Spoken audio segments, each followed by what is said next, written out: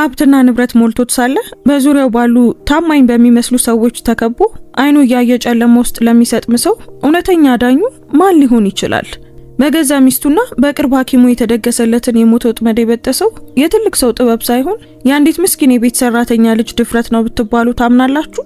ይህ ታሪክ በገንዘብ የማይገዛ ታማኝነትንና በአንድ የህፃን ልጅ መዳፍ የተለወጠ እጣ ፋንታን ያሳየናል።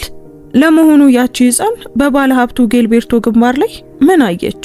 እውነቱን ለመናገርስ ምን ያህል ዋጋ ከፈለች? አንዳንድ ጊዜ ጠላትህ ያለው ራቅ ብሎ ሳይሆን በቅፍ ውስጥ ነው። አላናና እናቷ ክላራ ፍርሃትን አሸንፎ ከእውነት ጎን የቆሙበትን ይህን አስደናቂ ታሪክ ስትመለከቱ በዙሪያችን ያሉ እንበዛም ትኩረት የማንሰጣቸው ሰዎች ህይወታችንን ምን ያህል ሊቀይሩት እንደሚችሉ ትገነዘባላችሁ። እስከ መጨረሻው ተከታተሉት። ሰላም ውድ ቤተሰቦቻችን እንደምን አላችሁ? ታሪኩን ከመጀመራችን በፊት እስኪ ከየት ሆናችሁ እየተከታተላችሁ እንደሆነ ኮሜንት ላይ ጻፉልን። የሁላችሁንም መስማት እንፈልጋለን። ያላችሁበትን ሀገር አሊያም የከተማችሁን ስም ጻፉልን። እንዲሁም አሁን ይህንን ታሪክ እየተከታተላችሁ ባለበት ሰዓት በእናንተ ሀገር የሰዓት አቆጣጠር ስንት ሰዓት እንደሆነም ጻፉልን። በእያላችሁበት የከበረ ሰላምታችን ይድረሳችሁ። አንዲት የደግነት ተግባር የሰውን ህይወት ትቀይራለች ብላችሁ የምታምኑ ከሆነ ላይክ አድርጋችሁ ጀምሩት። ምክንያቱም የእናንተ አንድ ላይክ ለቻናላችን እድገት ትልቅ ዋጋ አለው። እንደዚህ አይነት አስደናቂ የሆኑ ታሪኮችን መስማት የምትወዱ ከሆነ ደግሞ ሰብስክራይብ አድርጋችሁ ቤተሰባችንን ተቀላቀሉ። በየቀኑ የምንለቃቸው ቆንጆ ታሪኮች እንዳያመልጧችሁ የዶል ምልክቱን ተጫኑ። አሁን ወደ ዛሬው ምርጥ ታሪክ እንመለስ።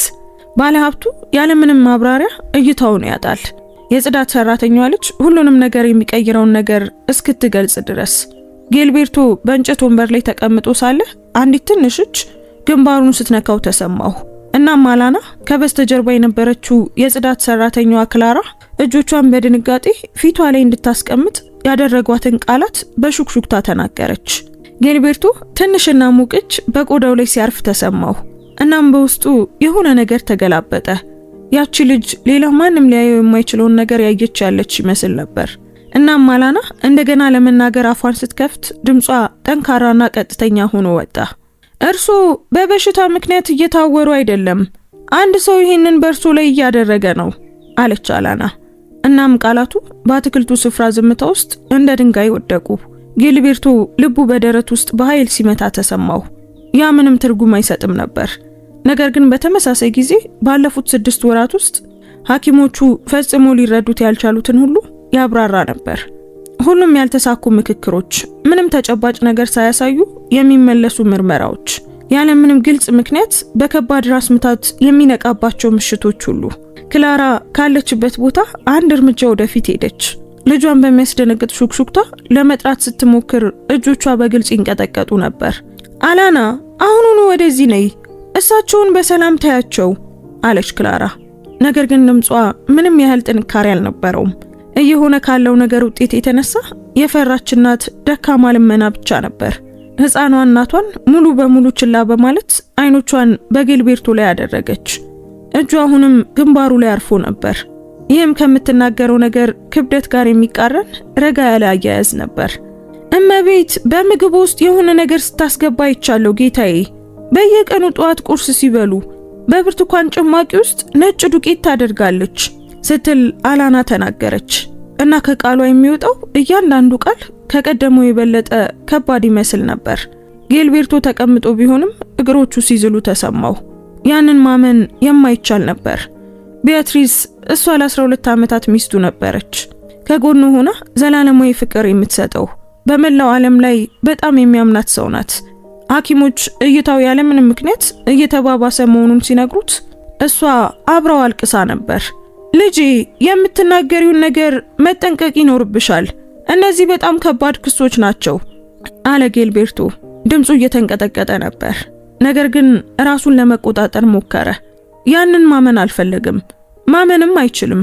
ምክንያቱም ያንን እውነት መቀበል ማለት መላ ህይወቱ ውሸት እንደነበር መቀበል ማለት ነው። አላና ለዚህ እድሜ ከባድ በሆነ ስሜት ራሷን ነቀነቀች። ጌታዬ ከባድ እንደሆነ አውቃለሁ። ለዛ ነው ልነግሮት የመጣሁት። ምክንያቱም እናቴ እዚህ ከሰራች 5 ዓመት ሆኗታል እና እርሶ ጥሩ ሰው እንደሆኑ እሷን በአክብሮትና በክብር እንደሚይዙ ሁልጊዜም ትነግረኛለች። እናም ይህንን ነገር እንዲቀጥል መፍቀድ አልቻልኩም አላና አብራራች። እናም በድምጿ ውስጥ የነበረው ቁርጠኝነት ጊልቤርቶ ምራቁን እንዲውጥ አደረገው። ክላራ በመጨረሻም ጥቂት ቀረብ ማለት ቻለች። አይኖቿ ቀልተውና በእንባ ተሞልተው ነበር። ይህ ስራዋን ሊያሳጣት እንደሚችል ታውቃለች።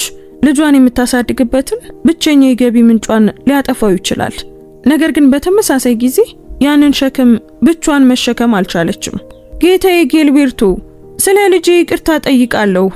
እንዲህ ጣልቃ መግባት አልነበረባትም አለች ክላራ። ነገር ግን ድምጿ አሳማኝ አልነበረም። በጥልቁ መነገር እንዳለበት የምታውቀውን ነገር በመናገሯ ይቅርታ እየጠየቀች ያለች ይመስል ነበር። ጊልቤርቶ ፊቱን ወደ ክላራ አዞረ። እይታው የደበዘዘ ቢሆንም እንኳን የእሷን ተስፋ መቁረጥ ሊሰማው ይችል ነበር። እዚያ ውስጥ በጣም ትልቅ የሆነ ነገር እየተከናወነ እንዳለ ሊረዳ ይችላል። ክላራ፣ አንቺም ይሄንን አይተሻል? ቢያትሪስ በምግብ ውስጥ የሆነ ነገር ስታስገባ አይተሻል? ሲል ጊልቤርቶ ጠየቀ። አሁን ድምፁ ይበልጥ ጠንካራ ሆኖ ነበር። ምክንያቱም መልስ ያስፈልገዋል። በህይወቱ ላይ ምን እየተከናወነ እንዳለ የግድ መረዳት ነበረበት። ክላራ ለጥቂት ሰኮንዶች ዝም አለች። ልጇን አየች፣ ከዚያም ጊልቤርቶን እና ከመናገሯ በፊት በጥልቀት ተነፈሰች። አዎ አይቻለሁ ጌታዬ፣ ባለፉት ወራት ውስጥ በተደጋጋሚ አይቻለሁ፣ ግን ለመናገር ፈራው። ስራዬን እንዳላጣ ፈራው። በእኔና በልጄ ላይ ሊደርስ የሚችለውን ነገር ፈራው ስትል ክላራ ተናዘዘች እና ቃላቱ ካፏ ሲወጡ ከሽብር ጋር የተቀላቀለ እፎይታ ተሰማት። ጊልቤርቶ እጆቹን ፊቱ ላይ አሳረፈ። ለጥቂት ጊዜ ጥቁር መነጽሩን አወለቀና ያለማቋረጥ የሚያቃጥሉትን አይኖቹን አሻሸ። ያ ለማሰብ በጣም ከባድ ነበር። በየምሽቱ አልጋ የሚጋራት ሴት ቀስ በቀስ እሱን ለማጥፋት እየሞከረች እንደሆነ ማሰብ የማይቻል ነበር። ለምንድን ነው ይሄንን የምታደርገው? እኛ እኮ ችግር የለብንም፣ አንጣላም። የፈለገችውን ሁል ጊዜ እሰጣታለሁ አለ ጊልቤርቶ። በድምፁ ውስጥ እውነተኛ ህመም ነበር። የሚያምነው ነገር ሁሉ በደቂቃዎች ውስጥ ሲፈርስ የሚያይ ሰው ህመም። አላና ወደ እናቷ ዞር ብላየች እና ክላራ ራሷን ባሉታዊ መልኩ ነቀነቀች። ነገር ግን ህፃኗ ከእንግዲህ ዝም ማለት እንደማትችል አውቃ ነበር። በዚያ ጠዋት በኩሽና ውስጥ ያየችውን ካየች በኋላ በፍጹም ዝም አትልም። አንድ ጊዜ በስልክ ስታወራ ሰምቻለሁ ጌታዬ። ለሆነ ሰው ሁሉም ነገር በቅርቡ እንደሚያበቃ፣ በቅርቡ ሁሉ ጊዜም የምትፈልገውን እንደምታገኝ ስትናገር ነበር አላና ተረከች። እና እነዚያ ቃላት ለጊልቤርቶ በሆዱ ላይ እንደተሰነዘረ ጡጫ ነበሩ። ጥቁር መነጽሩን መልሶ አደረገው። ብርሃኑ ስለረበሸው ሳይሆን በአይኖቹ ውስጥ መፈጠር የጀመሩት እንባዎች እንዲታዩ ስላልፈለገ ነው። የቁጣ፣ የሐዘን፣ የከባድ ብስጭት እንባዎች። ለስንት ጊዜ? ይህ የሆነ ያለው ለምን ያህል ጊዜ ይመስልሻል? ጊልቤርቶ ክላራን ጠየቃት። የዚህን ክህደት ስፋት ማወቅ ነበረበት። በገዛ ቤት ውስጥ ለምን ያህል ጊዜ መርዝ ሲጋት እንደነበር መረዳት ነበረበት። ክላራ በእጇ ጀርባ ከፊቷ ላይ እንባዋን አበሰች። እኔ ለመጀመሪያ ጊዜ ያየሁት ከ4 ወራት በፊት ነው ጌታዬ። ምናልባትም ግን ከዚያ በፊትም ሊሆን ይችላል። በእርግጠኝነት ማወቅ አልችልም ስትል ክላራ መለሰች። አሁን ድምጿ ይበልጥ ጠንካራ ነበር። እውነቱን መናዘዟ ከትከሻዋ ላይ ትልቅ ሸክም እያነሳላት ይመስላል። ጊልቤርቶ ባለፉት ወራት ስለተከሰቱት ነገሮች እያሰበ ዝም አለ። ያለምንም ምክንያት የጀመረው ራስ ምታት ደረጃ በደረጃ እየተበላሸ የመጣው እይታው፣ ማብራሪያ ሊያገኙ ያልቻሉ ሐኪሞች እና አሁን ሁሉም ነገር በጭካኔና በሚያም ሁኔታ ትርጉም ሰጠ። የት ነው የምታስቀምጠው? ይህ መርዝ የት ነው ያለው? ጊልቤርቶ ጠየቀ። አሁን በድምጽ ውስጥ አጣዳፊነት ነበር። ምክንያቱም ማስረጃ ያስፈልገዋል። ቢያትሪስን ከመጋፈጡ በፊት ተጨባጭ ነገር ሊኖረው ይገባል። አላና መናገሯን ለመቀጠል ፈቃድ እንደምትጠይቅ ሁሉ እናቷን አየች። ክላራ በድጋሚ ራሷን ነቀነቀች። አሁን ምንም መመለሻ መንገድ የለም። እውነቱ ተነግሯል እና ወደፊት መሄድ ነበረባቸው። በቦርሷ ውስጥ በትንሽ ጠርሙስ ታስቀምጧለች ጌታዬ። ሁልጊዜም በእናንተ ክፍል ውስጥ በሚቀመጠው ቦርሳ ማንም አያይም ብላ ታስባለች። ነገር ግን እናቴን ክፍሉን ስረዳት አይቻለሁ አላና አስረዳች።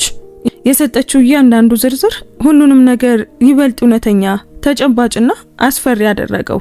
ጊልቤርቶ በችግር ከወንበሩ ተነሳ። እግሮቹ ይንቀጠቀጡ ስለነበር ሚዛኑን እንዳይስት ከወንበሩ ደጋፊ ላይ መደገፍ ነበረበት። አላና እሱን ለመርዳት በፍጥነት እጁን ያዘችው። እውነቱን ለመናገር ይህን ያህል መስዋዕትነት ለከፈለችው ደፋር ልጅ ልዩ ምስጋና ተሰማው። ይህንን በገዛ አይኖቼ ማየት አለብኝ። ማንኛውንም ነገር ከማድረጌ በፊት እርግጠኛ መሆን አለብኝ አለ ጊልቤርቶ። እናም አይምሮ ቀድሞውኑ መስራት ጀምሮ ነበር። ካሁን በኋላ መውሰድ ስላለበት እያንዳንዱ እርምጃ እያሰበ ነበር። ክላራ ቀርባ ሌላኛው እጁን በጥንቃቄ ያዘችው።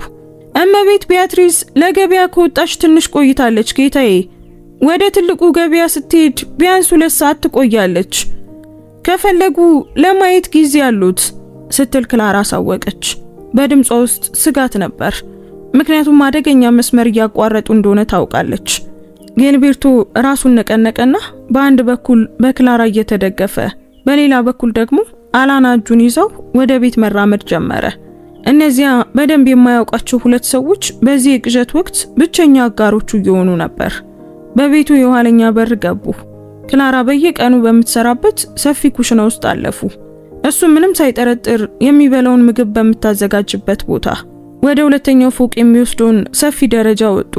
እያንዳንዱ ደረጃ ከቀድሞ የበለጠ ከባድ ይመስል ነበር። ወደ ዋናው መኝታ ክፍል ኮሪደሩ ሲደርሱ ጊልቤርቶ ለጥቂት ጊዜ ቆመ። በጥልቀት ተነፈሰ። ሊያገኘው ለሚችለው ነገር ራሱን ለማዘጋጀት ሞከረ። ህይወቱ በጥንቃቄ የተገነባ ህይወት መሆኑን ለመጨረሻ ጊዜ ለማረጋገጥ። ቦርሷ ሁልጊዜ ከኮሜዲኖ በላይ በግራ በኩል በትልቁ መስታወት አጠገብ ነው የሚቀመጠው ጌታዬ። ክላራ መራችሁ። አሁን ድምጿ ሹክሹክታ ብቻ ነበር። ድምጿን ከፍ አድርጋ ብትናገር ቢያትሪስን ያለ ጊዜዋ የምታመጣት ትመስል ነበር። ጊልቤርቶ ለብዙ ዓመታት ከባለቤቱ ጋር ወደ ተጋራው ክፍል ገባ። አስደሳች ጊዜያትን ወደ ሳለፉበት፣ ለወደፊት እቅድ ወዳወጡበት፣ ቀስ በቀስ እየጠፋ መሆኑን ሳይገምት ከጎኗ ብዙ ጧት ወደ ነቃበት ቦታ። አላና እጁን ለቀቀችና በቀጥታ ወደ ኮሜዲኖ ሄደች። ጊልቤርቶ ለቢያትሪስ ባለፈው ልደቷ በስጦታ የሰጣት ውድ የቆዳ ቦርሳን አንስታ ወደሱ አመጣችው። እዚህ ነው ጌታዬ ቦርሳው አለች አላና እቃውን በሚንቀጠቀጡት የጊልቤርቶ እጆች ውስጥ እያኖረች። ሊፈነዳ የተቃረበ ቦምብ እንደያዘ ሰው ቦርሳውን በጥንቃቄ ያዘው። ዚፐሩን በቀስታ ከፈተና አላና የጠቀሰችውን ትንሽ ጠርሙስ በመዳሰስ መፈለግ ጀመረ። ጣቶቹ ሊፕስቲክና ሶፍት አገኙ እና ከዚያ የተለየ ነገር፣ ትንሽና ቀዝቃዛ ነገር አገኙ። ይሄ ነው? ይሄ ጠርሙስ ነው ሲል ጊልቤርቶ ጠየቀ። እቃውን ከቦርሳው አውጥቶ በተሻለ ሁኔታ ለማየት እንዲችል በፊቱ ትይዩ ያዘው። አላና ቀርባ በትኩረት አየችው። አዎ ጌታዬ፣ ይሄ ነው። በየቀኑ ጧት የምትጠቀመው በትክክል ይሄንን ነው አላና አረጋገጠች። ድምጿ በሐዘን ተሞልቶ ነበር።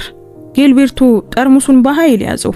ቀዝቃዛው መስታወት በመዳፉ ላይ ሲያርፍ ተሰማው እና በዚያ ቅጽበት እውነታው በሙሉ ክብደት በላዩ ላይ ወደቀ። ከእንግዲህ ማንም ጥርጥር አልነበረውም። ለመካድ ምንም መንገድ አልነበረም። ቢያትሪስ በእርግጥም በታቀደና በጨካኝ መንገድ እሱን ለመጉዳት እየሞከረች ነበር። እዚህ ውስጥ ምን እንዳለ ማወቅ አለብኝ። ይህንን አንድ ሰው እንዲመረምረው መውሰድ አለብኝ አለ ጊልቤርቶ። አሁን ድምፁ ይበልጥ ጠንካራ ነበር። አሁን ቁጣው የሐዘኑን ቦታ መተካት ጀምሯል። ቀዝቃዛና ቁጥጥር የተደረገበት ቁጣ። ክላራ እጇን ትከሻው ላይ አኖረች። ጥርጣሬ ሳይፈጠር ይህን ሊያደርግ የሚችል የሚያውቁት ሰው አለ? የሚታመን ሰው ስትል ክላራ ሁልጊዜ ተግባራዊ ዝርዝሮችን እያሰበች ጠየቀች። በአይምሮ ውስጥ ሁሉንም ግንኙነቶቹን ዳሰሰ እና ከዚያ ለዓመታት ሲከታተለው የነበረውን ዶክተር ሁጎን አስታወሰ። በእርግጠኝነት ሊረዳው የሚችል ሚስጥር ጠባቂና ታማኝ ሰው ነው። አዎ አንድ የማውቀው ሰው አለ። አሁኑኑ ይሄንን ወደሱ ወስዳለሁ ሲል ጊልቤርቶ ወሰነ። ጠርሙሱን በጥንቃቄ በጃኬቱ ኪስ ውስጥ ደበቀው። አላና በእነዚያ ትላልቅና በተጨነቁ አይኖቹ አየችው። ጌታዬ ደህና ይሆናሉ አይደል? አደገኛ ነገር አያደርጉም? ሕፃኗ ጠየቀች። በድምጿ ውስጥ እውነተኛ ስጋት ነበር። ጊልቤርቶ ወደሷ ቁመት ዝቅ አለ። በደንብ ባያይም እንኳን ሁሉንም ነገር የቀየረችው ያቺ ደፋር ልጅ መኖሯን ሊሰማው ይችላል። ደህና ሆናለሁ አላና፣ ላንቺና ለእናትሽ ምስጋና ይግባና ህይወቴን አትርፋችሁት ሊሆን ይችላል አለ ጊልቤርቶ እና እጁን ትከሻዋ ላይ በፍቅር አኖረ። ክላራ ቀርባ ልጇን አቀፈች። እንባዋ በዝምታ ይፈስ ነበር። ምክንያቱም ከዚህ ቀን በኋላ ምንም ነገር እንደ ቀድሞ እንደማይሆን ታውቃለች። ነገር ግን በተመሳሳይ ጊዜ ትክክለኛውን ነገር እንዳደረገች ተሰማት። ጌታዬ ጌልቤርቶ፣ በዚህ ጠርሙስ ውስጥ ምን እንዳለ ሲያውቁ ምን ያደርጋሉ? እመቤት ቢያትሪስን ይጋፈጧታል? ስትል ክላራ ጠየቀች። በድምጿ ውስጥ ፍርሃት ነበር። እውነቱ ሲወጣ ምን ሊፈጠር እንደሚችል መፍራት። ጌልቤርቶ በሚቀጥሉት ቀናት መወሰድ ስለሚኖርባቸው ውሳኔዎች፣ ሁሉንም ሊሆኑ የሚችሉ ነገሮችና ውጤቶች እያሰበ ለጥቂት ሰኮንዶች ዝም አለ። ገና አላውቅም ክላራ፣ መጀመሪያ ምን እየሰጠችኝ እንደሆነ እርግጠኛ መሆን አለብኝ። በትክክል በእኔ ላይ ምን እያደረገች እንደሆነ እና ለምን ያህል ጊዜ እንደሆነ። ከዚያ በኋላ ምን እንደማደርግ ወስናለሁ፣ ጌልቤርቶ መለሰ። ድምፁ ዝሏል። የደረሰበት ነገር ሁሉ ክብደት ተጭኖታል። አላና እንደገና እጁን ያዘችው። እኔና እናቴ በሚያስፈልጉት ነገር ሁሉ እንረዳውታለን። ይህንን ማድረጓን እንድትቀጥል አንፈቅድላትም ስትል አላና ቃል ገባች። በዚያች ትንሽ ልጅ ውስጥ የሚያስደንቅ ድፍረት ነበር። ጌልቤርቶ ለዓመታት ከሚያውቃቸው ከብዙ ሰዎች ይልቅ ታማኝነትና ድፍረት ካላቸው ከጽዳት ሰራተኛዋና ከልጇ ያልተጠበቁ አጋሮችን በማግኘቱ እጇን በምስጋና ጨመቀ። እናንተ ሁለታችሁ በጣም ጥንቃቄ ማድረግ አለባችሁ። ቢያትሪስ ምንም ነገር እንድትጠረጥር መፍቀድ የለባችሁም። አስፈላጊውን መልስ ሁሉ እስካገኝ ድረስ አሁንም እንደተለመደው እንዲቀጥል እፈልጋለሁ፣ ጌልቤርቶ አስጠነቀቀ። አሁን ድምፁ ከባድ ነበር፣ ምክንያቱም እነዚያ ሁለቱ በዚህ ሁኔታ ውስጥ በመግባታቸው የሚገጥማቸውን አደጋ ተረድቷል። ክላራ በጽናት ራሷን ነቀነቀች። እሺ ጌታዬ፣ እንደተለመደው እንንቀሳቀሳለን፣ ማንም ምንም አይጠረጥርም ስትል ክላራ አረጋገጠች። አሁን በዓይኖቿ ውስጥ ቁርጠኝነት ነበር። ቦርሳውን በትክክል በነበረበት ቦታ ላይ መልሳ አኖረችው። ሁሉም ነገር እንደ ቀድሞ መሆኑን አረጋገጠችና ከዚያም ከሁለቱ ጋር በመሆን ከክፍሉ ወጣች። የሚቀጥለውን ነገር በማሰብ እያንዳንዳቸው በራሳቸው ሐሳብ ተውጠው በዝምታ ደረጃውን ወረዱ። ኩሽና ሲደርሱ ጌልቤርቶ ቆመና ወደ ክላራ ዞረ። ከአሁን በኋላ ቢያትሪስ ምግቤን ብቻዋን እንድታዘጋጅ አትፍቀጂ። ሁልጊዜም አጠገቧ ሁኚ። ማንኛውንም ሰበብ ፍጠሪ። ነገር ግን እኔ የምበላው ወይም የምጠጣው ነገር ላይ ብቻዋን አትተያት፣ ጌልቤርቶ አዘዘ። እናም እውነቱን በሙሉ እስኪያገኘው ድረስ ይህ የመዳን ስልት ነበር። ክላራ በራሷ ተስማማች። እሺ ጌታዬ፣ እንዳሉኝ አደርጋለሁ። በእኔ መተማመን ይችላሉ፣ ክላራ ቃል ገባች። አሁን ድምጿ ጠንካራ ነበር። ምርጫዋን አድርጋለች እና እስከ መጨረሻው ልትቀጥል ነው። ጌልቤርቶ በኩሽና ጠረጴዛ ላይ የነበረውን የመኪና ቁልፍ አነሳ። እይታው በጣም ደካማ ነበር፣ ነገር ግን በዚያ መውጣት ነበረበት። ያንን ጠርሙስ በተቻለ ፍጥነት ለምርመራ መውሰድ ነበረበት። ጌታዬ፣ መንዳት እንደሚችሉ ግን እርግጠኛ ኖት? እይታው በጣም ተባብሷል ስትል ክላራ እቃዎቹን ለመለየት ሲዳስስ አይታ ተጨነቀች። ጌልቤርቶ በሐዘን ፈገግ አለ። በቀስታ እሄዳለሁ፣ እስከ ዶክተር ሁጎ ቢሮ በእርግጥ መድረስ እችላለሁ፣ አትጨነቂ አለ ጌልቤርቶ እና በኋለኛው በር በኩል ወደ ጋራዡ ወጣ። መኪና ውስጥ ገባ። ወንበሩን አስተካከለ። የመቀመጫ ቀበቶን አሰረና ባለፉት ጥቂት ሰዓታት ውስጥ የሆነውን ሁሉ ለማሰብ ሞከረ። ህይወት እንዴት እንዲህ በፍጥነት እንደተገለባበጠ ለመረዳት እየጣረ ለጥቂት ደቂቃዎች ዝም ብሎ ተነፈሰ። ሞተሩን አስነስቶ በቀስታ ከጋራዡ ወጣ። በደንብ በሚያውቃቸው መንገዶች ነዳ። እይታው የደበዘዘ ቢሆንም እንኳን ለዓመታት በተመላለሰበት እውነታ ራሱን ሊመራ ይችል ነበር። እያንዳንዱ ኩርባ፣ እያንዳንዱ ትራፊክ መብራት፣ ሁሉም በአይምሮ ውስጥ ተቀርጾ ነበር። ከ20 ደቂቃ በኋላ ዶክተር ሁጎ ቢሮ ደረሰ። መኪናውን አቁሞ በዋናው በር በኩል ገባ። ተቀባዩዋ ወዲያውኑ አወቀችው። ጌታዬ ጌልቤርቶ፣ ዛሬ የተቀጠሩበት ቀጠሮ አሉት እንዴ? ስትል በሙያዊ ፈገግታ ጠየቀች። ጌልቤርቶ ወደ ጠረጴዛው ቀረበ። የለኝም፣ ነገር ግን ዶክተር ሁጎን በአስቸኳይ ማነጋገር አለብኝ። አስቸኳይ ጉዳይ ነው። በድምጽ ውስጥ የነበረው ነገር ተቀባዩዋ ወዲያውኑ ስልኳን እንድታነሳ አደረጋት። ከሌላኛው ወገን ካለው ሰው ጋር በፍጥነት ተነጋገረችና ከዚያም ስልኩን ዘጋችው። ዶክተሩ አሁን ይቀበሉታል፣ በቀጥታ ወደ ቢሮአቸው መሄድ ይችላሉ ስትል ተቀባዩዋ ወደ ኮሪደሩ እያመለከተች አሳወቀች። ጌልቤርቶ በደንብ በሚያውቀው ኮሪደር ተራመደ። የቢሮውን በር አንኳኳና የዶክተሩን የፈቃድ ድምጽ ሲሰማ ገባ። ዶክተር ሁጎ ከጠረጴዛው ጀርባ ተቀምጦ ነበር።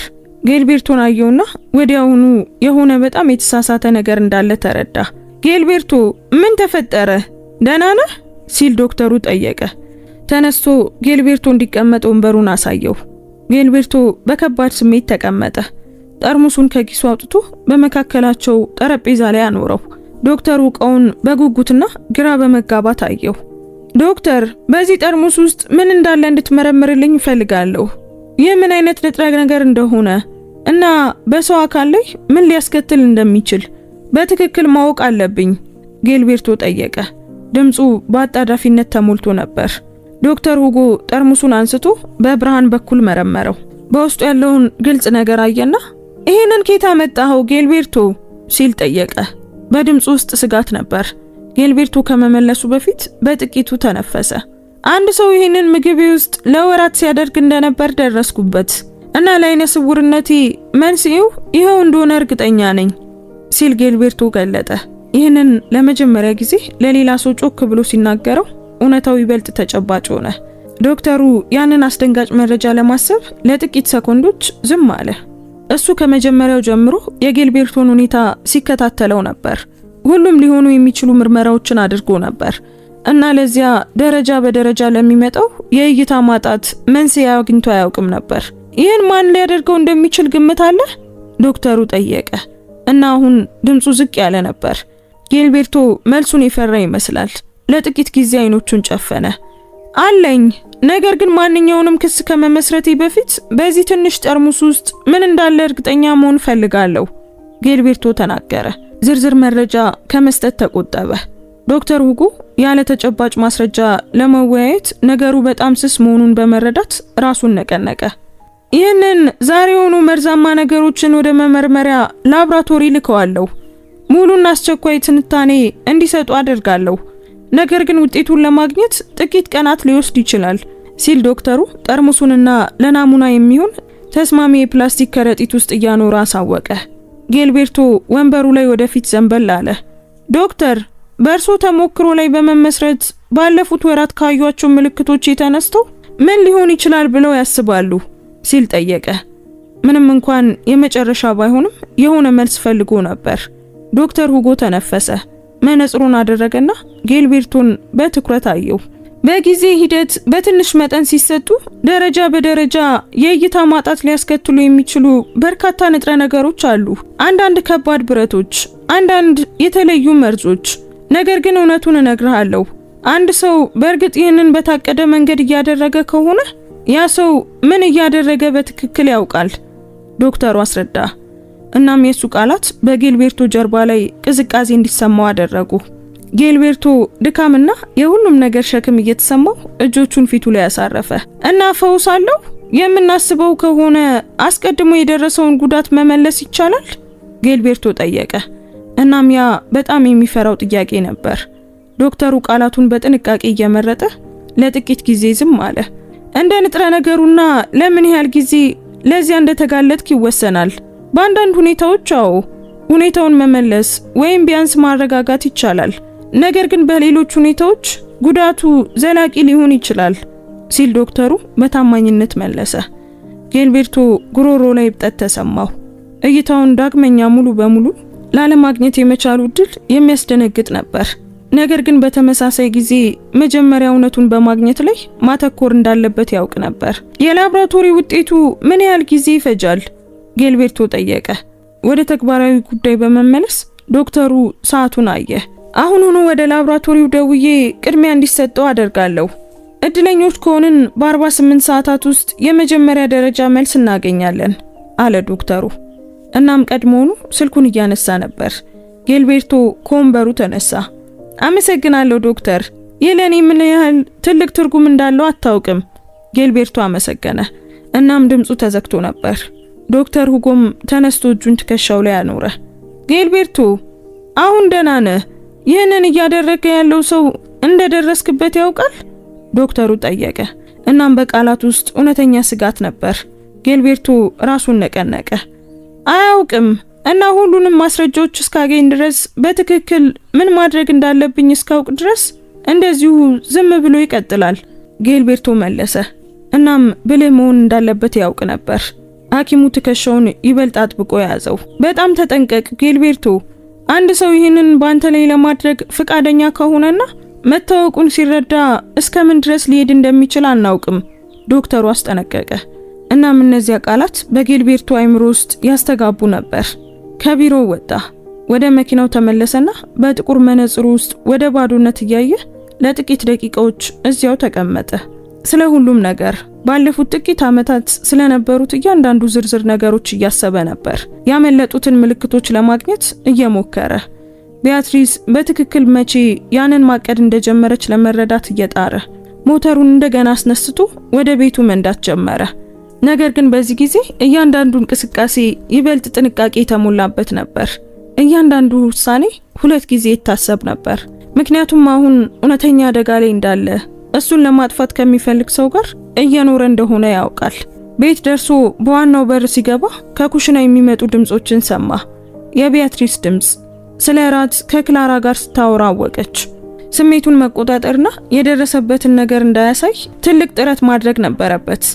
የኔ ፍቅር መጣ፣ ተጨንቄ ነበር፣ ሳትነግረኝ ወጣ አለች ቢያትሪስ በኮሪደሩ ላይ ፊቷ ላይ ፈገግታ ይዛ እየታየች።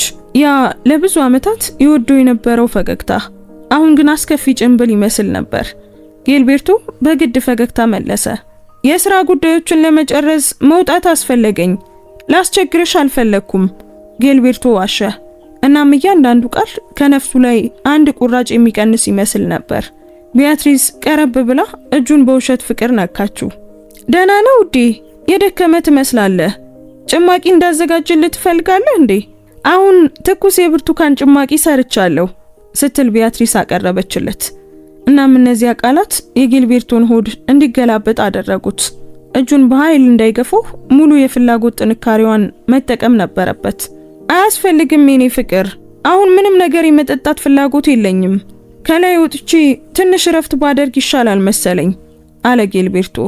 እና እሷ ግፊት ከማድረጓ በፊት የሚመጣውን ደረጃ መውጣት ጀመረ።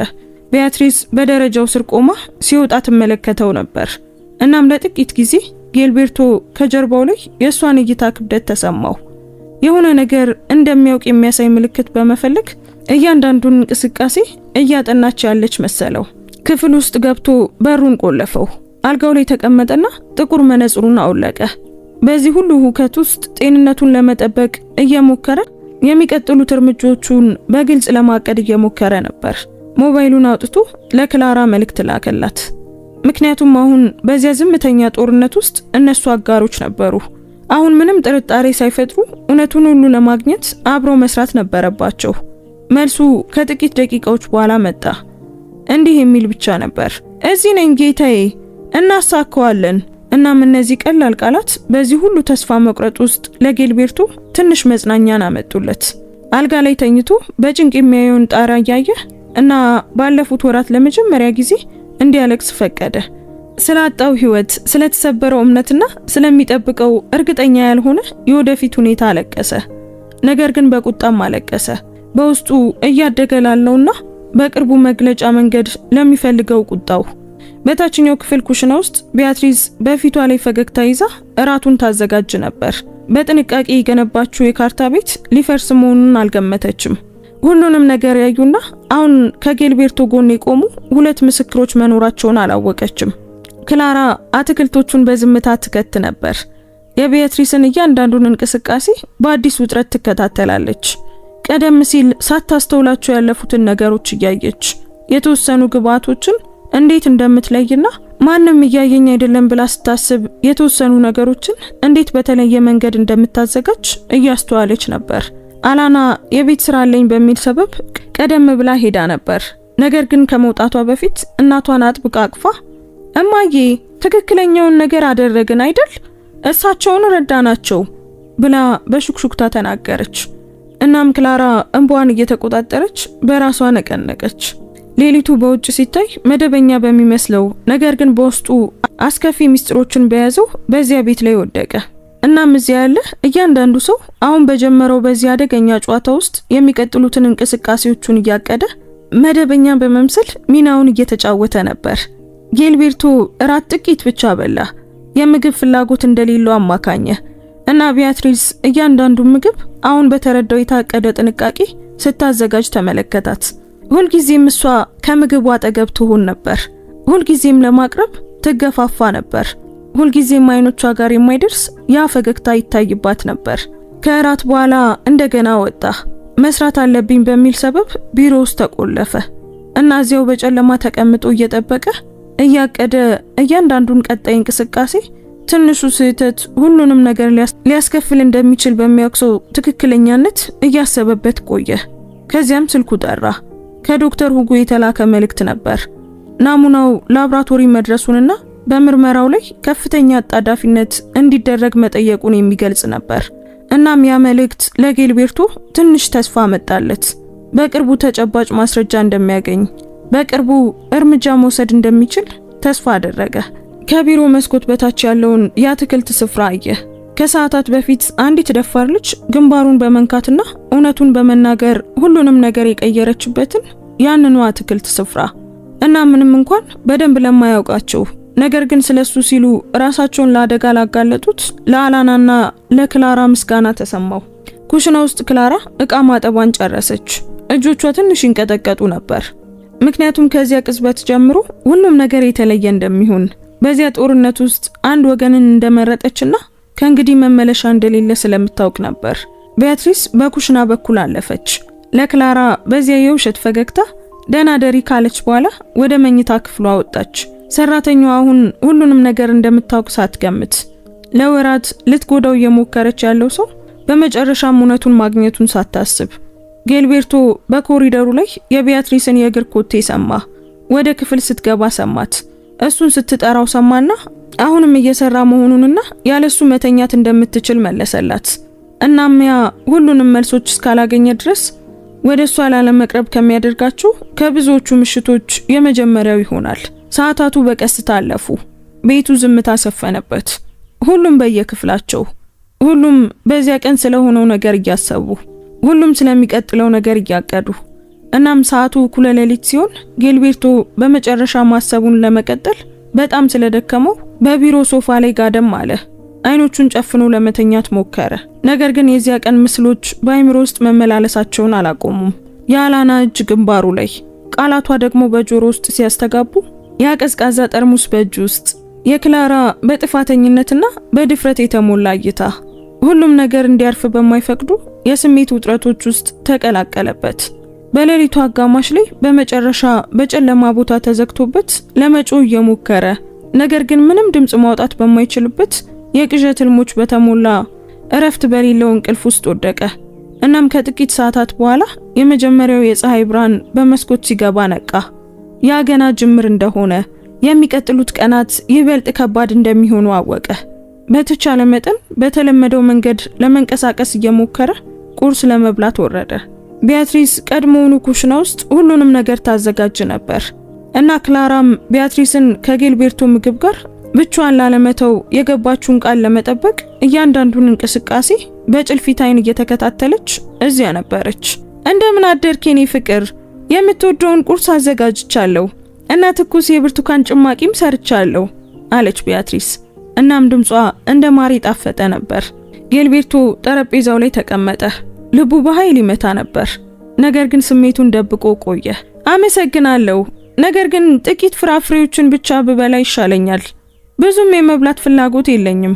ጌልቤርቶ የቢያትሪስ ፊት ለቅጽበት ሲቀየር አየ። በፍጥነት የደበቀችውን የብስጭት ስሜት። ክላራ ቀረበች። ጌታዬ ጌልቤርቶ፣ ቫይታሚን ጁስ ላዘጋጅሉት? ትኩስ ሙዝ፣ ፓፓያና ማር አለ ስትል ክላራ ሐሳብ አቀረበች እና ይህ ምንም ጥርጣሬ ሳይፈጥር እርሱን ለመጠበቅ ያገኘችው ብቸኛ መንገድ ነበር። ጌልቤርቶ ራሱን ነቀነቀ። በጣም ጥሩ አመሰግናለሁ ክላራ ሲል ተቀበለ እና ቢያትሪስ ከንፈሯን በታፈነ ብስጭት ስትነክስ አያት።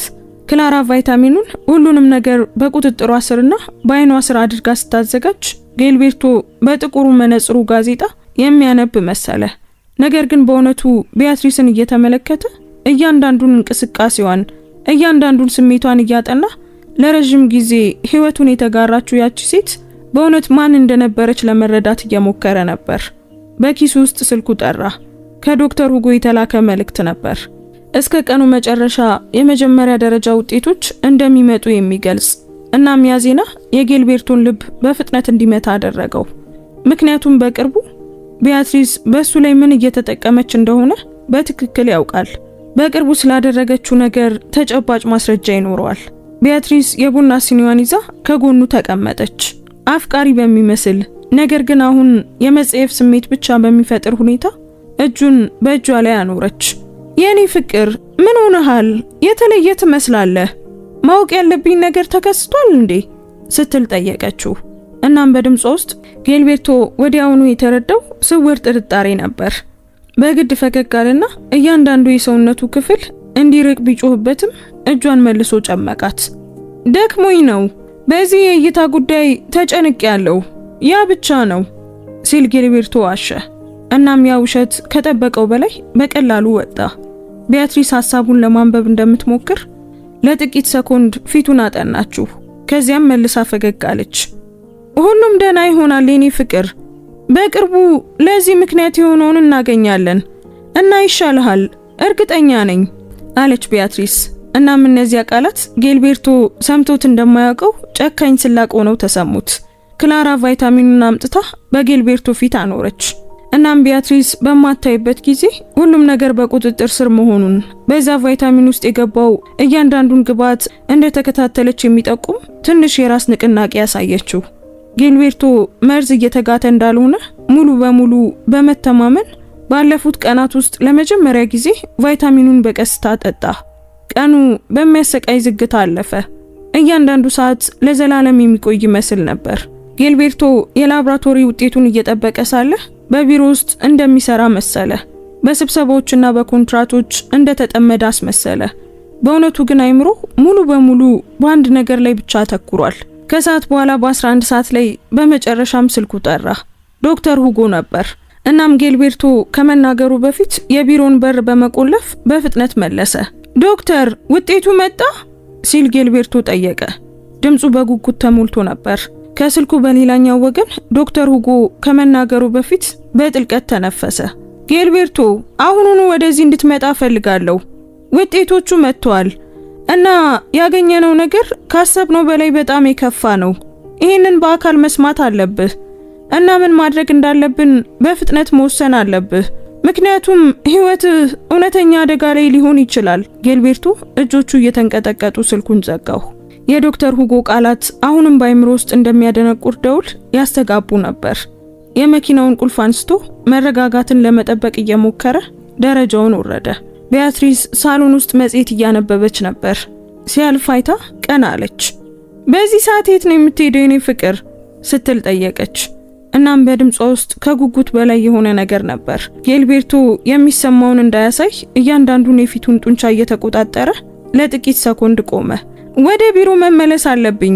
ዶክተር ሁጎ ደግሞ አንዳንድ ምርመራዎችን ማድረግ ይፈልጋል። ጌልቤርቶ መለሰና ተጨማሪ ጥያቄዎችን ከመጠየቋ በፊት በበሩ ወጣ። ወደ ቢሮ የሚደረገው ጉዞ ማለቂያ የሌለው መሰለ። እያንዳንዱ ቀይ ትራፊክ መብራት ስቃይ ነበር። እያንዳንዱ የሚያልፈው ደቂቃ በደረት ውስጥ የሚበቅለውን ጭንቀት ይጨምረው ነበር። በመጨረሻም ሲደርስ ዶክተር ሁጎ ጌልቤርቶ ከዚህ በፊት አይቶት በማያውቀው ከባድ ስሜት ውስጥ ሆኖ ይጠብቀው ነበር። ተቀመጥ ጌልቤርቶ፣ ለምነግረ ነገር ዝግጁ መሆን አለብህ አለ ዶክተሩ። የቢሮን በር በጥንቃቄ ቆለፈና ወደሱ ተጠግቶ ወንበር ሳበ። ጌልቤርቶ ጥቁሩን መነጽሩን አውለቀ። አይኖቹ በድካምና በጭንቀት ቀልተው ነበር። ተናገር ዶክተር፣ ሁሉንም ነገር ማወቅ እፈልጋለሁ ጌልቤርቶ ጠየቀ። እናም ከሚሰማው ፍርሃት ውጪ ድምፁ ጠንካራ ነበር። ዶክተር ሁጎ የላብራቶሪ ወረቀቶች ያሉበትን ፋይል ከፈተና ጌልቤርቶ በጭንቅ ወደሚያያቸው ቁጥሮችና ቃላት ጠቆመ። ያመጣህልኝ ጠርሙስ ታሊየም ይዟል ጌልቤርቶ፣ ይህ በጣም መርዛማ የሆነ ከባድ ብረት ነው። ታሊየም በጊዜ ሂደት በትንሽ መጠን ሲሰጥ በትክክል አንተ ያሳያቸውን ምልክቶች ያስከትላል። ደረጃ በደረጃ እይታን ማጣት፣ ራስ ምታት እና የጡንቻ ድክመት እና መውሰዱን ከቀጠልክ በጣም ወደ ከፋ መዘዞች ሊያመራህ ይችላል ዶክተሩ አስረዳ። እናም እያንዳንዱ ቃል እንደ ፍርድ ወረደ። ጌልቤርቶ ለጥቂት ጊዜ ሳምባ ውስጥ አየር እንደጠፋበት ተሰማው። መርዝ እንደሆነ ያውቅ ነበር። ነገር ግን ማረጋገጫውን መስማት ሁሉንም ነገር በሚያስደነግጥ ሁኔታ እውነት አደረገው። ምን ያህል ጊዜ አለኝ? ማለቴ አሁኑኑ መውሰዴን ካቆምኩ አገግማለሁ ማለት ነው? ጌልቤርቶ ጠየቀ። እና በዚያ ቅጽበት በጣም አስፈላጊው ጥያቄ ነበር። ዶክተሩ እጁን ትከሻው ላይ በጥብቅ አኖረ። ጥሩ ዜና በጊዜ ደርሰበታል። ለእይታ የደረሰው ጉዳት በተገቢው ሕክምና በከፊል ሊመለስ ይችላል። ነገር ግን ይህንን ንጥረ ነገር መውሰድ ሙሉ በሙሉ ማቆምና ወዲያውኑ የመርዛማነት ማጽዳት ሂደትን መጀመር አለብህ አለ ዶክተሩ። እናም የሁኔታው አሳሳቢነት ቢኖርም በቃላት ውስጥ ግን ተስፋ ነበር። ጊልቤርቶ የእፎይታና የቁጣ ድብልቅ ስሜት እየተሰማው በጥልቀት ተነፈሰ። የማገገም እድል እንዳለው በማወቁ እፎይታ ተሰማው። እንዲህ ባለ የታቀደና ጨካኝ መንገድ በመከዳቱ ደግሞ ቁጣ ተሰማው። አሁን በቂ ማስረጃ አለኝ ዶክተር፣ የእርሶ ትንታኔዎች አሉኝ።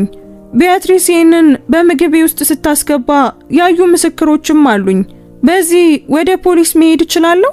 ጊልቤርቶ ጠየቀ እና አሁን ምን ማድረግ እንዳለበት በትክክል ስለሚያውቅ ድምፁ ይበልጥ ጠንካራ ነበር። ዶክተሩ በቁም ነገር ራሱን ነቀነቀ። አዎ፣ በመርዝ የመግደል ሙከራ ላይ ተጨባጭ ማስረጃዎች አሉ። ይህ ከባድ ወንጀል ነው ጊልቤርቶ። ነገር ግን ይህንን ጉዳይ እንዴት እንደምትይዘው በጣም መጠንቀቅ አለብህ። አንተ ደህንነት ሳይረጋገጥ እሷ እንደደረስክባት ካወቀች የእሷ ምላሽ ምን ሊሆን እንደሚችል አናውቅም፣ ዶክተሩ አስጠነቀቀ። እናም ቃላቱ በእውነተኛ ስጋት ላይ የተሞሉ ነበሩ። ጊልቤርቶ የላብራቶሪ ወረቀቶቹን ዶክተሩ በሰጠው ፋይል ውስጥ አኖረ። እነዚህ የሁሉም ውጤቶች ቅጂዎች ናቸው። ቢያትሪስ ስላደረገችው ነገር ተጨባጭ ማስረጃዎች። አሁኑኑ ወደ ፖሊስ እሄዳለሁ። ከእንግዲህ መጠበቅ አልችልም። እያንዳንዱ የሚያልፍ ቀን ለኔም ሆነ ይህንን እንዳውቅ ለረዱኝ ሰዎች አደጋ ነው። ጊልቤርቶ በአዲስ ቁርጠኝነት ከወንበሩ እየተነሳ ወሰነ። ዶክተር ሁጎም ተነሳ። አብሬ እንድሄድ ትፈልጋለህ? ለጉዳዩ ኃላፊ እንደሆነ ሐኪም ምስክርነት መስጠት እችላለሁ። ዶክተሩ አጋርነቱን አሳየ። ጊልቤርቶ በምስጋና እጁን ጨመቀው። አሁን አያስፈልግም ዶክተር፣ ነገር ግን በቅርቡ የእርሶን ይፋዊ ምስክርነት እፈልጋለሁ። ለጊዜው እነዚህ ትንታኔዎች በቂ ናቸው። ጊልቤርቶ አመሰገነና ከቢሮው ወጥቶ በቀጥታ ወደ ቅርብ ፖሊስ ጣቢያ ሄደ። ፖሊስ ጣቢያ እንደደረሰ ጊልቤርቶ ከአንድ ዳይሬክተር ጋር ለመነጋገር ጠየቀ። ሁኔታውን ባጭሩ አስረዳ እና በዳይሬክተር ማርሴሎ ተቀባይነት አገኘ። እሱም በመካከለኛ እድሜ ላይ ያለ ከባድና ሙያዊ ገጽታ ያለው ሰው ነበር። ጌታዬ ጊልቤርቶ ተቀመጡ እና እባክዎ ምን እንደተፈጠረ ከመጀመሪያው ይንገሩኝ አለ ዳይሬክተሩ። ማስታወሻ ለመያዝ ብዕሩን አነሳ። ጊልቤርቶ በጥልቀት ተነፈሰና ምልክቶቹ ከ6 ወራት በፊት ከጀመሩበት ጊዜ አንስቶ በአትክልት ስፍራ ውስጥ በአላና መገለጥ፣ ጠርሙሱን መፈለግና የዶክተር ሁጎን ትንታኔ፣ በመጨረሻም የታሊየም መኖርን ያረጋገጡት የላብራቶሪ ውጤቶች ድረስ ሁሉንም ነገር መናገር ጀመረ። ዳይሬክተሩ በትኩረት ያዳምጥ ነበር። አንዳንድ ነጥቦችን ይጠይቅ ነበር፣ የተለዩ ዝርዝሮችን ሲፈልግ። እናም ጊልቤርቶ ሁሉንም ነገር ተናግሮ ሲጨርስ ዳይሬክተሩ ለማሰብ ለጥቂት ሰኮንዶች ዝም አለ። ይህ በጣም ከባድ ሁኔታ ነው ጌታዬ ጊልቤርቶ። በመርዝ የመግደል ሙከራ አስከፊ ወንጀል ነው እና እርሶ በነገሩኝና ባመጡት መረጃ ላይ በመመስረት ይፋዊ ምርመራ ለመጀመር አልፎ ተርፎም የጥንቃቄ ስር ለማድረግ በቂ አካላት አሉን፣ ዳይሬክተሩ አስረዳ። ድምፁም ጠንካራና ቁርጠኛ ነበር። ጊልቤርቶ ከትከሻው ላይ ሸክም እንደወረደለት ተሰማው። በመጨረሻም ስልጣን ያለው ሰው ጉዳዩን በቁም ነገር እየተመለከተው ነበር። በመጨረሻ በዚያ ጦርነት ውስጥ ብቻውን አልነበረም። አሁን ምን ማድረግ አለብኝ? ከዚህ በኋላ ሂደቱ እንዴት ነው የሚሰራው? ጊልቤርቶ የሚቀጥለው እያንዳንዱን እርምጃ ለመረዳት ፈልጎ ጠየቀ። ዳይሬክተሩ ወንበሩ ላይ ወደፊት ዘንበል አለ። መጀመሪያ ክሱን ይፋ እናደርጋለን። ዝርዝር የክስ ሪፖርትን ይፈርማሉ። ከዚያም ለመኖሪያ ቤቱ የፍተሻና የቁጥጥር ትዕዛዝ እንዲሁም ለባለቤቱ የጥንቃቄ እስር ማዘዣ ጠይቃለሁ።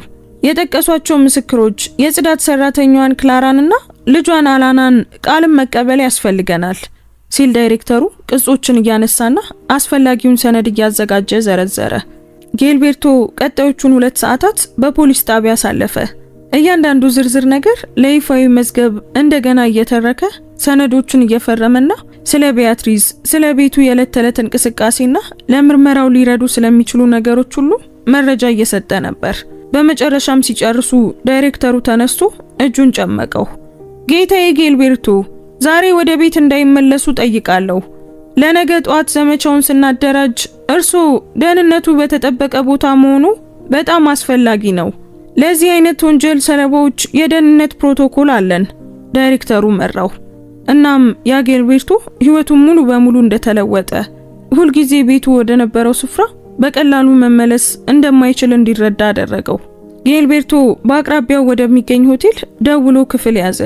ከዚያም ለክላራ ሁሉም ነገር ደህና መሆኑንና ወደ ፖሊስ እንደሄደ እሷና አላና መጨነቅ እንደሌለባቸው በቅርብ ሁሉም ነገር እንደሚፈታ የሚገልጽ መልእክት ላከላት። የክላራ መልእክት በፍጥነት መጣ። ለእግዚአብሔር ምስጋና ይሁን፣ ለዚህ ስንጸልይ ነበር የሚል ብቻ ነበር። እናም እነዚያ ቀላል ቃላት በሁከቱ ውስጥ ለጊልቤርቶ መጽናናትን አመጡ። ወደ ሆቴሉ ደረሰ። ከኋላው በሩን ቆልፎ በመጨረሻም ብቻውን ሲሆን አልጋው ላይ ተቀምጦ ሁሉም ስሜቶቹ እንዲወጡ ፈቀደ። በእፎይታ፣ በቁጣ፣ በሐዘንና በምስጋና አለቀሰ። ስላጣው ነገር ሁሉ እና አሁንም ሊያገኘው ስለሚችለው እድል ሁሉ አለቀሰ። ስልኩን አነሳና ከቢያትሪዝ ብዙ ያልተመለሱ ጥሪዎችን፣ የት እንዳለ የሚጠይቁ መልእክቶችን አየ። እንደ ተጨነቀች የምትገልጽበት እያንዳንዱ የውሸት መልእክት ይበልጥ ያስጠላው ነበር። ነገር ግን ለአንዱም አልመለሰም። ስልኩን አጥፍቶ ለማረፍ ሞከረ። በነጋታው ጧት በ1 ሰዓት ላይ ዳይሬክተር ማርሴሎ ጋር ደወለ። ዘመቻው ሊጀመር መሆኑን፣ በጥቂት ደቂቃዎች ውስጥ አንድ ቡድን የፍተሻና የቁጥጥር ትዕዛዙን ለመፈጸም እንዲሁም ቢያትሪስን በቁጥጥር ስር ለማዋል ወደ ጊልቤርቶ ቤት እንደሚሄድ አሳወቀው። ጊልቤርቶ እዚያ መገኘት ፈለገ ሲሆን ፊት ለፊት ማየት ፈለገ። እውነቱን ሊጋፈጣት አይን አይኗን ማየት ፈለገ። ስለዚህም ቡድኑን አብሮ ለመሄድ ጠየቀ እና ዳይሬክተሩ ሁሉም ነገር እስኪረጋገጥ ድረስ መኪና ውስጥ እንዲቆይ በሚል ቅድመ ሁኔታ ፈቀደለት። ቤቱ ፊት ለፊት ሲደርሱ ጊልቤርቶ 3 የፖሊስ መኪናዎች ሲቆሙ አየ። ብዙ ፖሊሶች ወርደው ቦታቸውን ያዙ። ዳይሬክተር ማርሴሎ ደውሉን ተጫነ። ክላራ በደነገጠ ፊት በሩን ከፈተች። እንደምን አደርሽ እመቤት፣ ዳይሬክተር ማርሴሎ ነኝ። ለዚህ መኖሪያ ቤት የፍተሻና የቁጥጥር ትዕዛዝ እንዲሁም ለወይዘሮ ቢያትሪስ የእስር ትዕዛዝ አለን። እሷ ቤት አለች ሲል ዳይሬክተሩ ሰነዶቹን እያየ ጠየቀ። ክላራ በሩን ሙሉ በሙሉ ከፈተች። እጆቿ ይንቀጠቀጡ ነበር፣ ነገር ግን ራሷን አረጋጋች።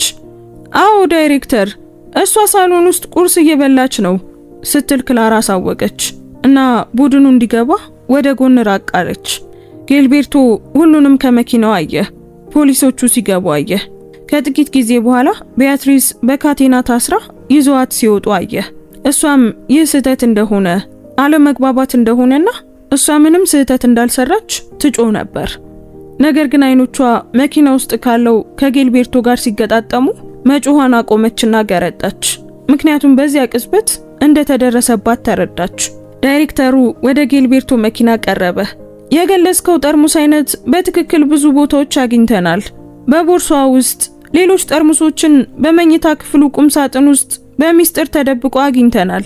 ብዙ ክምችቶች ነበሯት። ይህ በግልጽ አስቀድሞ የታቀደ መሆኑን ያሳያል ዳይሬክተሩ አሳወቀ እና ያ መረጃ ጊልቤርቶ የማቅለሽለሽ ስሜት እንዲሰማው አደረገው። ተጨማሪ መርዝ ተከማችቶ እንደነበረ፣ የሷ እቅድ የረጅም ጊዜ እንደነበር ማሰቡ። ቢያትሪስ አሁንም እየተቃወመች ነው። አሁንም እየካደች ወደ ፖሊስ መኪና ውስጥ ገባች። ነገር ግን ፖሊሶቹ ቀድሞውኑ ሁሉንም አስፈላጊ ማስረጃዎች አግኝተዋል። ጊልቤርቶ በመጨረሻም ከመኪናው ወጣ። እግሮቹ ደክመው ነበር፣ ነገር ግን ወደ ቤቱ መግባት ነበረበት። ክላራን ማየትና ለሁሉም ነገር እንደገና ማመስገን ነበረበት። ሲገባ ክላራን ኩሽና ውስጥ አላናን አቅፋ አገኛት። ሁለቱም በእፎይታ ያለቅሱ ነበር እና ጊልቤርቶን ሲያዩት አላና ወደሱ ሮጣ በኃይል አቀፈችው። ጌታዬ ደህና ኖት? እኛ ስለ እርሶ ተጨንቀን ነበር። እናቴ ሌሊቱን ሙሉ ሳትተኛ አደረች አለች አላና። ድምጿ ተዘግቶ ነበር። ጊልቤርቶ ዝቅ ብሎ ሕፃኗን መልሶ አቀፋት። ከዚያም ክላራን ለእናንተ ለሁለታችሁ ምስጋና ይግባውና እኔ በህይወት አለሁ በእናንተ ድፍረት ምክንያት። አሁን እቺ ሴት ከእንግዲህ ማንም ላይ ጉዳት ማድረስ አትችልም። ጊልቤርቶ አመሰገነ እና በእያንዳንዱ ቃል ውስጥ እውነተኛ ስሜት ነበር። ክላራ ከፊቷ ላይ እንባዋን አበሰች። ጌታዬ ጊልቤርቶ፣ ቀደም ሲል ስላልተናገርኩ ይቅርታ መጠየቅ አለብኝ። ለመጀመሪያ ጊዜ እንዳየው መናገር ነበረብኝ፣ ግን ፈሪ ነበርኩ አለች ክላራ። እናም በጥፋተኝነት ስሜት ድምጿ ከብዶ ነበር። ጊልቤርቶ ራሱን ነቀነቀ። ፈሪ አልነበርሽም ክላራ፣ አንቺ ልጅሽን እየጠበቅሽ ነበር። ያንን ደግሞ በሚገባ እረዳለሁ። ዋናው ነገር በትክክለኛው ጊዜ ትክክለኛውን ነገር ለማድረግ ድፍረቱ ነበራችሁ እና ያ ሁሉንም ነገር ለውጧል። ጌልቤርቶ በታማኝነት መለሰ።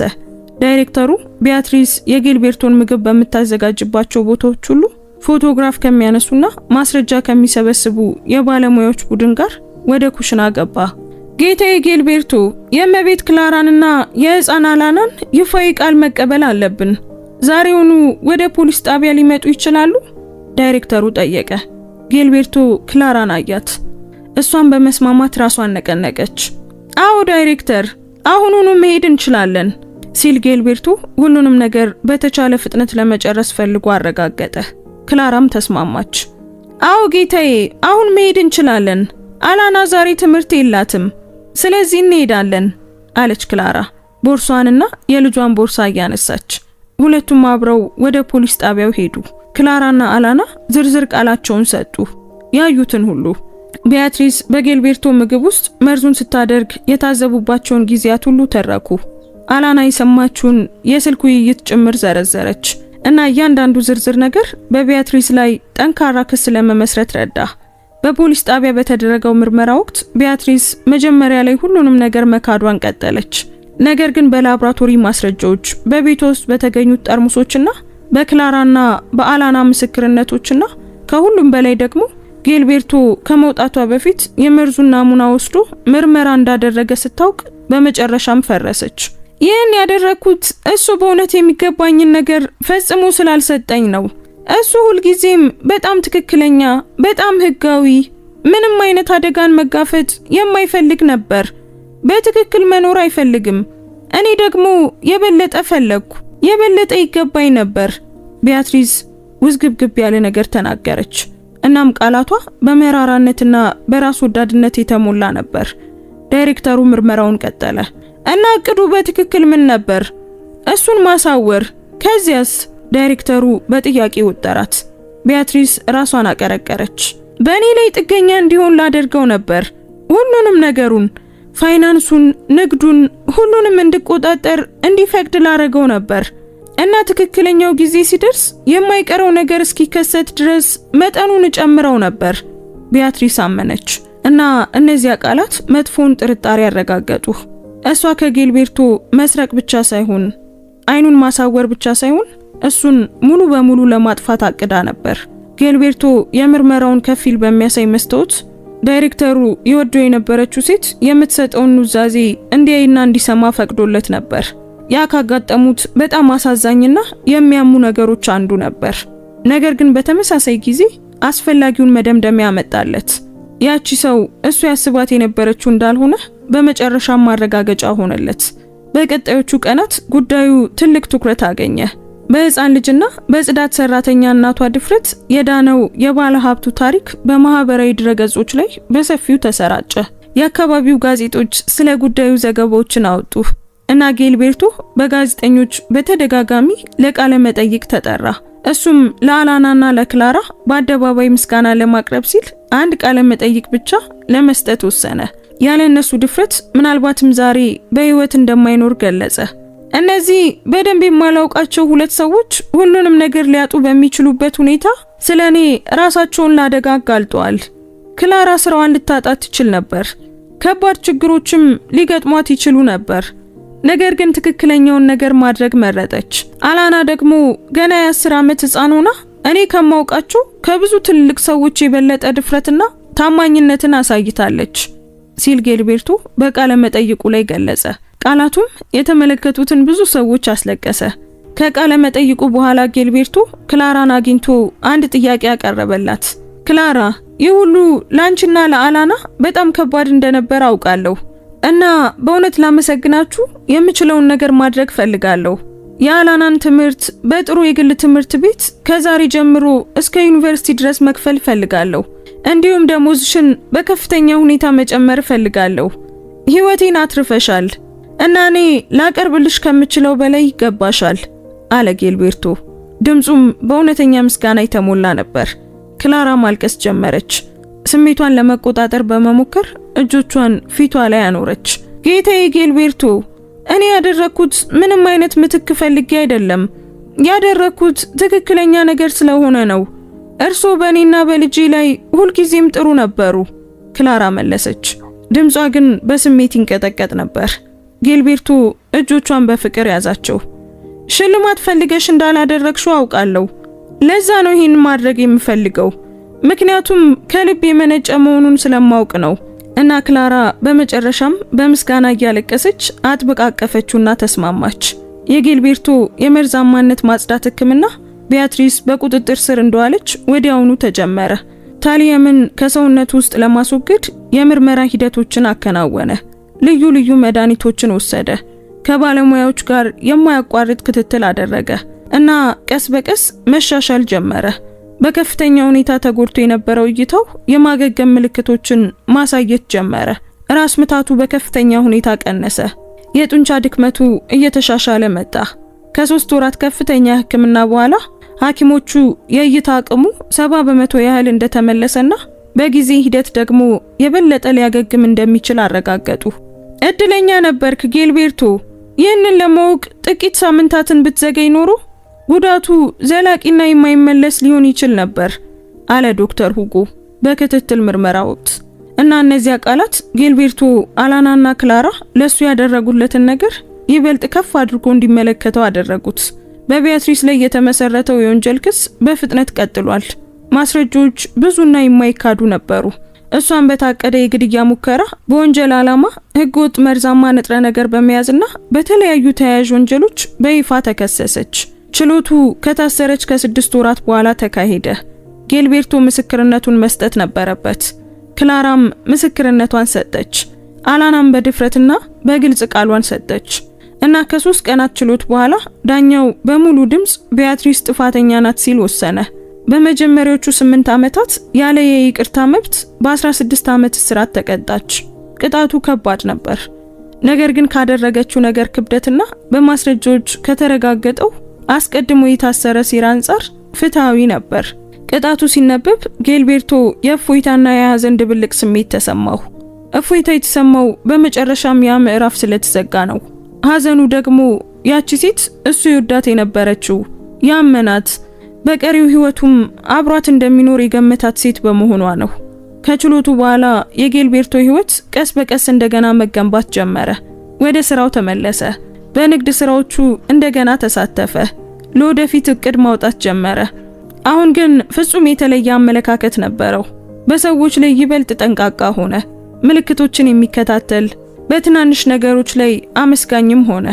አላና በከተማ ውስጥ ባለው ምርጥ የግል ትምህርት ቤት ተመዘገበች። ትምህርቷን ትወድ ነበር። አዳዲስ ጓደኞችም አፈራች እና ጊልቤርቶን ባገኘችው ቁጥር ስለተማረችው ነገር በደስታ ትነግረው ነበር። ጊልቤርቶ ለሷ እንደ አባት ሆነላት። ሁልጊዜም ከጎኗ ነበር። ለእድገቷ ትኩረት ይሰጥ ነበር።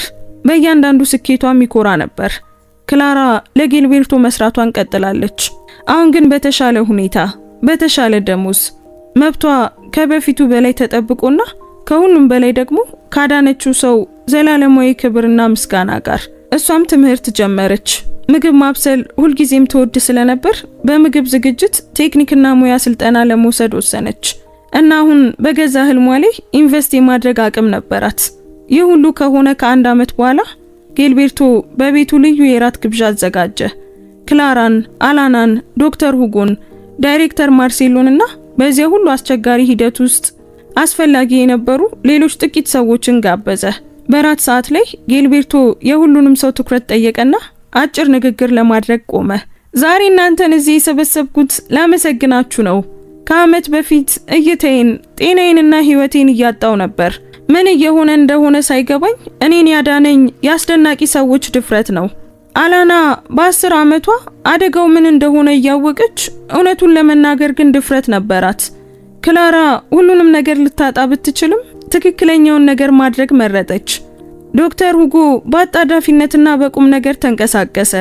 ዳይሬክተር ማርሴሎ ለጉዳዩ የሚገባውን ትኩረት ሰጠው። እያንዳንዳችሁ በጣም አስፈላጊ ነበራችሁ እና እኔ ይሄንን ያደረጋችሁልኝን ነገር መቼም አልረሳውም አለ ጊልቤርቶ፣ ድምፁ በስሜት ተዘግቶ። አላና ከእናቷ ጎን ተቀምጣ ነበር። ለጊልቤርቶ በዚያ የህፃንነት ንጹህ ፈገግታ ፈገግ አለችና የጭማቂ ብርጭቋን ለበረከት አነሳች። እኔ ለማውቀው በጣም ደግ ሰው ለጌታዬ ጊልቤርቶ ይሁን አለች አላና እና እዚያ በጠረጴዛው ያሉት ሁሉ እየሳቁ ብርጭቆቻቸውን አነሱና አብረው መረቁ። ክላራም ከፊቷ ላይ የሚወርደውን እንባ አበሰች። በልጇ ላይ ከፍተኛ ኩራት ተሰማት። ከዚያም ወደ ጌልቤርቶ በምስጋና ተመለከተች። ምክንያቱም ያ ሰው ያደረጉትን ነገር እውቅና በመስጠት ብቻ አላበቃም፣ የሁለቱንም ሕይወት ሙሉ በሙሉ ወደ ተሻለ ለውጦታል። ፈጽሞ ያላሰቡትን እድል ሰጥቷቸዋል። ዶክተር ሁጎም ተነሳ። ጌልቤርቶ፣ በሕክምናው ዘርፍ ለ30 ዓመታት ሰርቻለሁ። ብዙ አስቸጋሪ ሁኔታዎችንም አይቻለሁ። ነገር ግን ይህ ጉዳይ በሕክምናው አስቸጋሪነት ብቻ ሳይሆን በውስጡ ባለው ሰብአዊነት፣ ድፍረትና ደግነት ምክንያት ልቤ ውስጥ ጥልቅ አሻራን ጥሏል። አገግመ እና በእውነት በሚያስቡልህ ሰዎች ተከበበ ማየቴ በጣም ደስተኛ ነኝ ሲል ዶክተሩ ገለጸ። ንግግሩም በጭብጨባ ታጀበ። ዳይሬክተር ማርሴሎም መናገር ፈለገ። ይህ ጉዳይ በሰው ገጽታ ላይ ብቻ ተመስርቶ አለመፍረድን፣ ክፋት ባልታሰበ ቦታ ሊገኝ እንደሚችልና ደግነትም ካልተጠበቀው ስፍራ እንደሚመጣ ብዙ አስተምሮኛል። የዚች ሕፃንና የእናቷ ድፍረት ለሁላችንም ብዙ ነገር ያስተምረናል አለ ዳይሬክተሩ ወደ አላናና ወደ ክላራ እየተመለከተ። እራቱ በደስታና በምስጋና መንፈስ ቀጠለ። በራሷ በክላራ የተዘጋጀ ጣፋጭ ምግብ ቀርቦ ነበር። እራቱን በራሷ ለማዘጋጀት ተወስና ነበር። ሳቅ፣ ትረካዎችና የወደፊት እቅዶች ይጋሩ ነበር። ከረጅም ጊዜ በኋላ ለመጀመሪያ ጊዜ ጌልቤርቶ በእውነተኛና ከልባቸው በሚያስቡለት ሰዎች እንደተከበበ ተሰማው። ከራት በኋላ እንግዶቹ ሄደው ክላራና አላና ብቻ ቤቱን በማስተካከል ሲረዱ ጌልቤርቶ ሁለቱንም ከ1 ዓመት በፊት ሁሉም ነገር ወደ ተጀመረበት አትክልት ስፍራ ጠራቸው። አላና የጌልቤርቶን ግንባር ነክታ ሁሉንም ነገር ወደ ለወጠችበት የዛፍ ወንበር ድረስ ተጓዙ። ሶስቱም ለጥቂት ደቂቃዎች በዝምታ ተቀመጡ። ጸጥ ያለውን ምሽትና የኩርኩሪታ ድምጽ እየሰሙ ነበር። ሕይወቴን ሙሉ በሙሉ እንደለወጣችሁ ታውቃላችሁ አይደል? አለ ጌልቤርቶ ዝምታውን በመስበር። አላና ራሷን በትከሻው ላይ አስጠጋች። እርሶም የኛን ሕይወት ለውጠውታል ጌታዬ ጌልቤርቶ። እናቴ አሁን 3 የተለያዩ ቦታዎች መስራት አያስፈልጋትም። እኔ በከተማው ምርጥ ትምህርት ቤት ውስጥ እማራለሁ። አሁን እውነተኛ ቤት አለን አይደልም አዬ? ስትል አላና በታማኝነት መለሰች።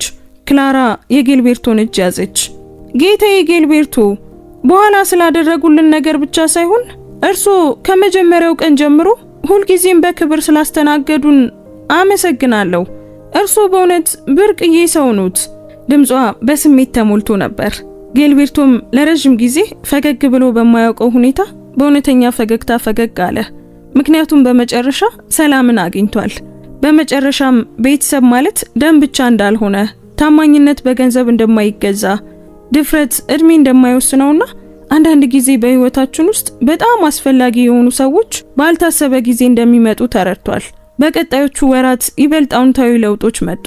ጌልቤርቶ ዝቅተኛ ገቢ ያላቸው ቤተሰቦች ልጆች ጥራት ያለው ትምህርት እንዲያገኙ የሚያግዝ በአላና ስም የሚጠራ ፋውንዴሽን ለማቋቋም ወሰነ። በብዙ ሰዎች ህይወት ላይ ዘላቂ ተጽዕኖ የሚፈጥር ነገር ለመገንባት ከሀብቱ የተወሰነውን ተጠቀመ።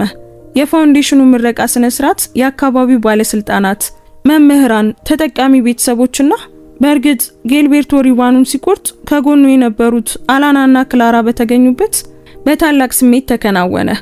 ይህ ፋውንዴሽን ሊኖር የቻለው አስቸጋሪ በነበረበት ጊዜ እንኳን ትክክለኛውን ነገር ለማድረግ በመረጠች የ10 ዓመት ህፃን ድፍረት ምክንያት ነው።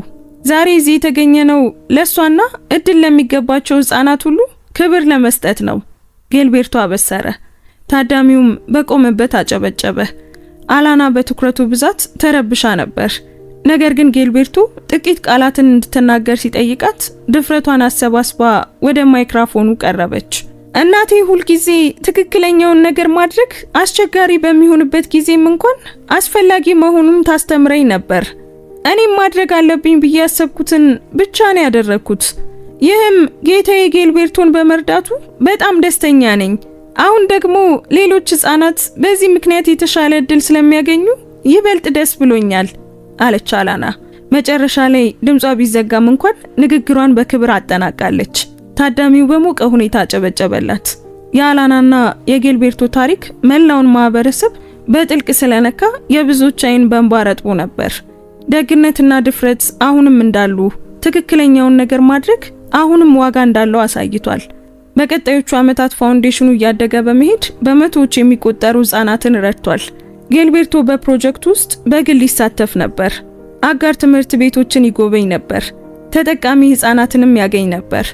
የፕሮግራሞቹን እድገት ከቅርብ ሆኖ ይከታተላል። ይህም ለህይወቱ አዲስ ትርጉም ሰጠው። አላናም አደገች። በትምህርት ቤቷ ካሉ ጎበዝ ተማሪዎች አንዷ ሆና ብሩህ ታዳጊ ሆነች። አሁን ያገኘችው እድል ቢኖርም ሁልጊዜም ደግና ትሁት ነበረች። ከየት እንደመጣችና እናቷ ያለፈችበትን ትግል ፈጽሞ አልረሳችም።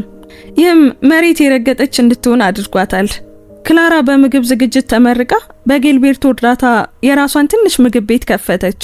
በጣፋጭ ምግቧና በአቀባበሏ በአጭር ጊዜ ውስጥ በከተማዋ ተወዳጅ ለመሆን በቃች። ፈጽሞ ይሳካል ብላ ያላሰበችውን ህልሟን አሳካች።